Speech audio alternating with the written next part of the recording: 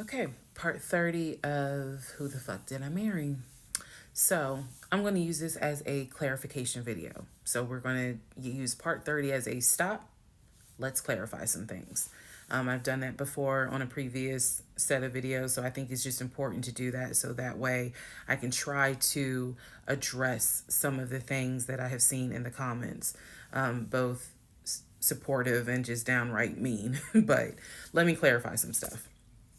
Number one, it is important to remember that I am telling this entire story of how I met, dated, married, and divorced my pathologically lying ex husband. I am going in chronological order of events. So, what that means is that, ma'am, sir, whoever you are, if you were coming in at part 30, but you have not seen part 11, some stuff is not going to make sense. I know. It is a long playlist. And don't worry about watching the video as soon as it comes out because everything, I'm trying to do this responsibly of telling the story in the order of which things happen. So I say that to say, please, if you're able to, start at the introduction disclaimer video. Start with part one and then just watch each video because a lot of the questions people are having that I'm seeing in the comments, and I say this respectfully, is just because you did not go to the other videos and watch them in order. That's just the first thing I want to say. It is important that I get this story out, but that it's done, like I said, responsibly. To me, responsibly is being honest, even if it makes me look bad, but then also trying to be clear and not ramble all over the place. So I'm trying to take the time to tell you this is what happened at this time. This is what happened at that time. That's why there's so many parts. And we're not even to the part of the divorce yet. We're almost there, but we're not there yet. Second thing I want to clarify, I cannot stress this enough. My family and my friends did not know what was going on between Legion and I. They did not know. My family only knew we've met this guy. He's dating our daughter, our niece, our cousin, our granddaughter. He seems to be a really nice guy. He seems to really love her.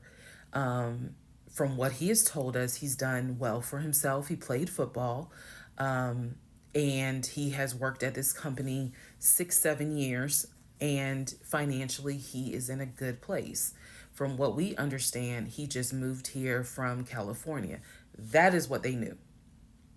They did not know about the red flags I had. They did not know what was going on in my head. They did not know what was going on in my heart because I did not want to look stupid. I'm fully aware that when I tell this story, I look stupid. I'm aware. And I've made my peace with that. But at the time, I did not want to look stupid. So it was important to me to put on everything's great. We're really happy. We're looking for a house and everything's going well. Knowing full well that behind the scenes, I couldn't figure out why he wasn't showing proof of funds. They did not know. So I say that to say, I see the comments about how my aunt gave me horrible advice when I called her about the sexting on Facebook. And I want to clarify something. She did not tell me to stay with him. She did not tell me to leave him. That's not her place, and that's not what she would do. She simply was in shock that any of this had happened and did not know what to give me advice on. The one thing that she did say was, look, he's not your boyfriend. Meaning, it ain't as simple as, oh, we just gonna break up. Pack your shit and go. Because you married him. My aunt is the most ride or die chick I've ever met. You fuck with me, you fuck with her. And she is straight Jersey. So I love her for it. But I needed to, it's not fair for me to leave it out there as if, oh, she just was like, girl, I mean, go home and deal with it. No, never in a million years. So I want to clarify that. I also want to clarify about my mom.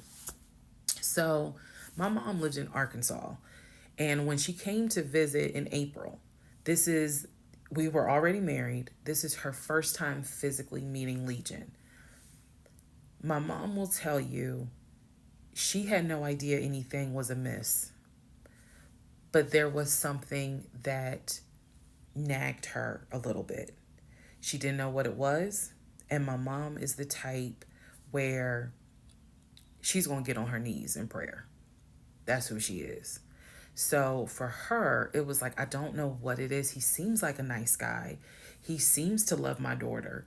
Because again, there was no arguing in the house. The house was peaceful while she was here, even though behind the scenes we had just came off of the whole sexting incident with other women. So for her, it was like, I don't know what it is. She did tell me later on that it seemed as if I wasn't as happy as she thought I would have been. But again, she took it to the Lord in prayer. And her prayer was, God, protect my child. I don't know what's going on, but protect her.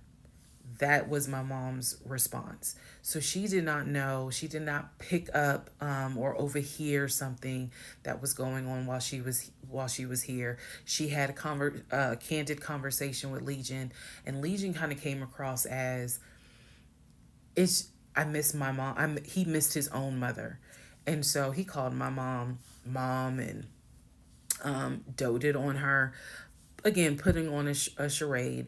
And so for her, it was like, bless his heart. That's what she said. Bless his heart.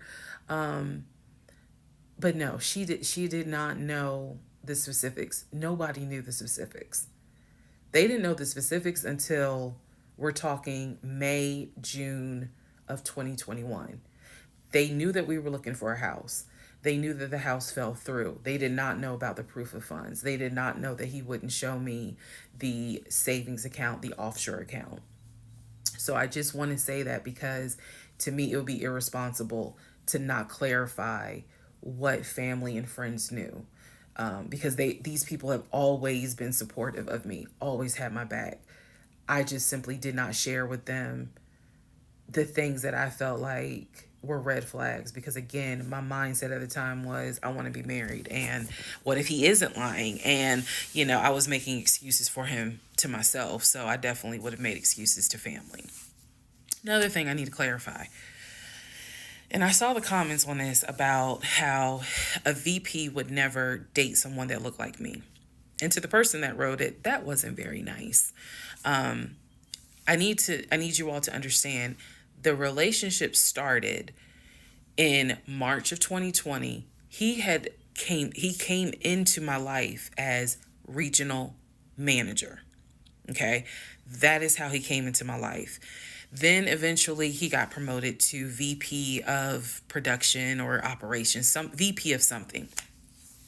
That was later on in the relationship. He showed me the paperwork where it was basically a memo from HR. Your new position title will be VP of production. We'll just say production. Your salary, I don't remember the exact amount because it was a very specific amount, but it was over $200,000. It listed some of the benefits that he would have. He would have an office. He would be getting an executive assistant. That's where we get David from. If you don't know who David is, please go back and watch the series in order. He would be getting an executive assistant. He would be getting use of the company helicopter. He would be getting a company car.